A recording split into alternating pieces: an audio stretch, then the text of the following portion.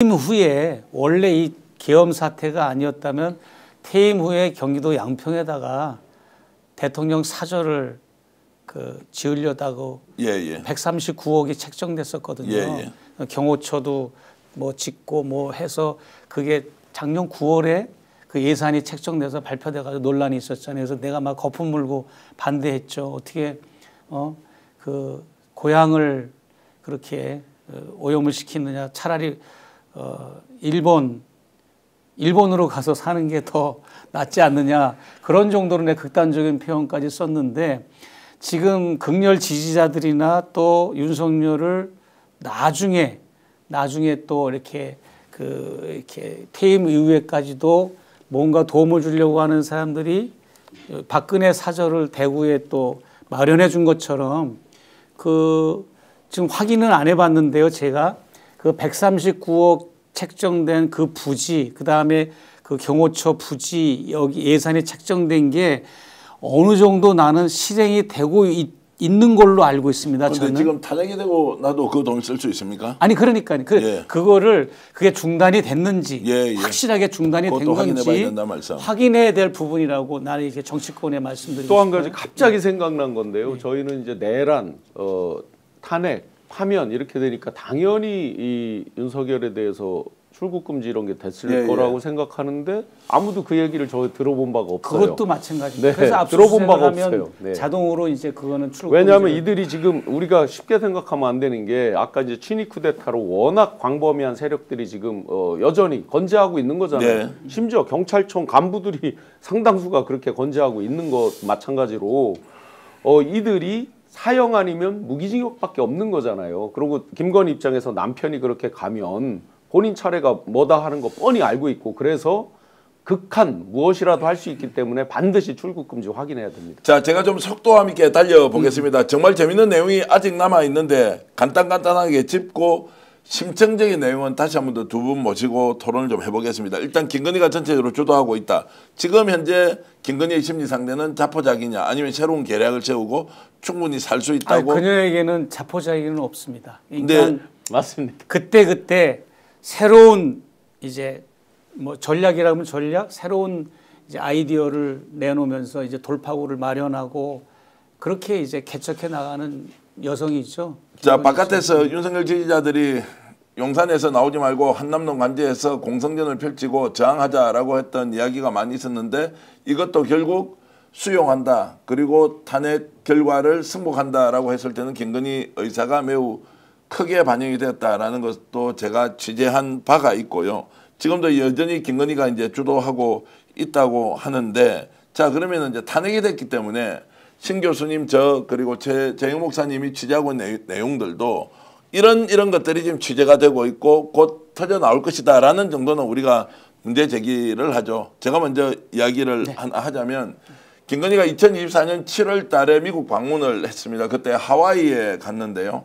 하와이를 왜 갔는지 누가 소개했는지 그때 입었던 복장이 특정한 종교 집단과 깊은 연관이 있다라는 제보를 제가 받고 그것도 이미 녹음은 다 해놓은 상태인데 계속 취재를 하고 있다. 거기에는 거대한 거래가 뒤에 숨어 있었을 가능성이 있는데 정치권 인사도 거론되고 있고 이런 것들이 확인이 되는 순간 폭발력은 너무너무 클 것이다. 이런 정도를 말씀드리고 목사님도 지금 다루고 있는 내용 하나 소개해 주시죠.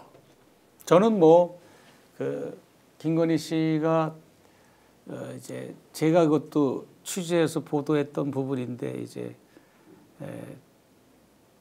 힐러리를 꿈꾼다. 그런 첩보도 했잖아요. 그리고 대통령실 직원들이 너무 많다. 그래가지고 언론이나 여러 시민단체가 지적을 해서 22년도에 60명을 구조조정한 적이 있잖아요. 대통령실에.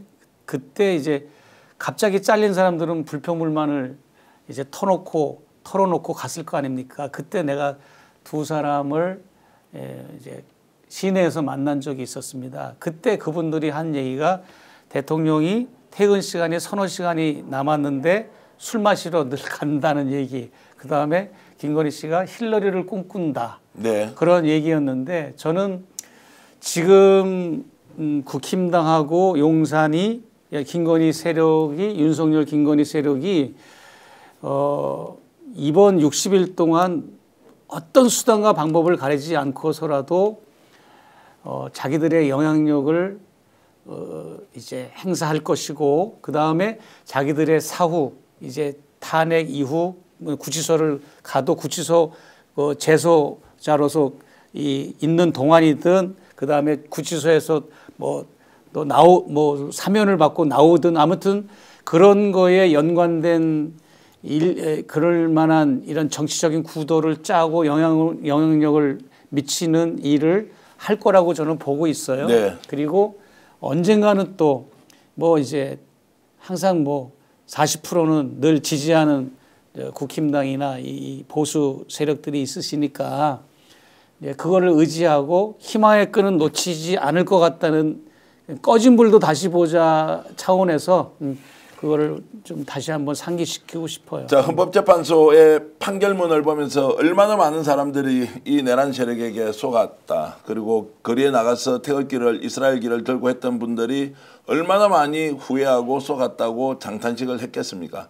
김건희가 했던 행적 하나하나가 공개되면 여러분들이 더 충격을 받아서 이들은 정말로 국가 운영의 자격이 원래부터 존재하지 않았다라고 하는 정도로 생각될 것입니다. 최정 목사님 그렇게 취재를 많이 하고 계시고요. 신유한 교수님도 하나 말씀 주시죠. 네, 자, 탄핵 사태 이후에 구판을 계속 벌였다라는 것 때문에 지금 고발이 돼 있으시죠? 네. 고발이 돼 있는데 탄핵 사태 이후에 구판이 아니라 그때 이제 저 12.3 그 전후 해서 지금 탄핵 사태 이전에 구판이 벌어졌고 그 뒤에도 그러면 구판이 벌어졌는지 안 벌어졌는지는 그 뒤에도 계속 이제 새벽까지 누구누구를 만나서 어떤 답을 받아와라 이런 얘기가 있고 제가 재밌는 거 하나만 그냥 말씀드리겠습니다. 그 제보를 해주신 분께서 수사 조사를 할 때 증언을 해주시기로, 증인으로 서주시기로 확답을 하셨어요. 굉장히 재미있을 중요한 거고 말씀인데, 예. 저는 기다리고 있습니다. 이게 대통령실이 고발을 했지만 대통령실의 그 어느 누가, 예를 들어서 고소 고발 대리인 조사를 받아야 되잖아요. 예. 어느 직원이, 어느 간부가 그게 좋아서 받겠어요. 누가 그러면 고소 고발했는지 나오잖아요. 실체는 뻔하잖아요. 그래서 저는 기다리고 있습니다. 자, 이 내용은 신유한 교수가 김건희가 구판 그리고 주요 명사안에서 전국에 있는 유명한 이제 무속인들을 불러 모아놓고 구판을 벌였다라고 하는 그 제보자가 실제로 이제 경찰 수사 과정에서 직접 정인으로 나와서 본인이 왜 신유한 교수에게 제보를 했는지, 그 제보의 출원은 원점은 어디였는지 밝히겠다라는 내용을 여러분들께. 실제로 이제 그 무속에 직접 관련된 분께서 이제 증언을 해주시기로 한 거고요. 또 한 가지는 이제 3월 26일이 정말 중요한 날이었습니다. 네. 이재명 대표 2심 항소심 무죄.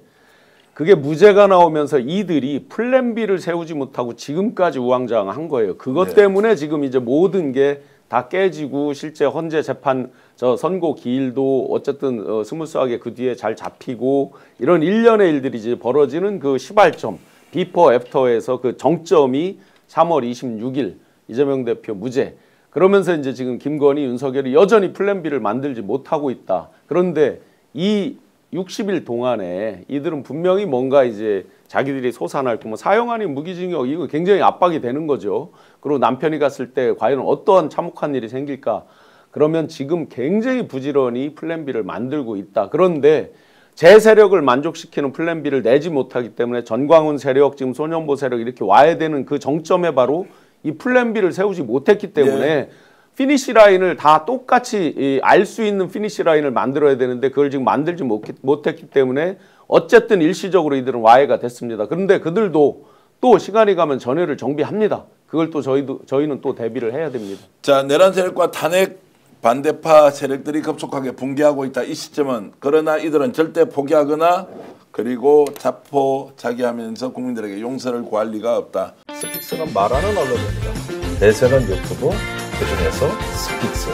좋아요, 댓글, 구독, 알림 설정. 여러분이 저희를 사랑해 주시고 우리가 여러분을 사랑하는 4가지 방법입니다.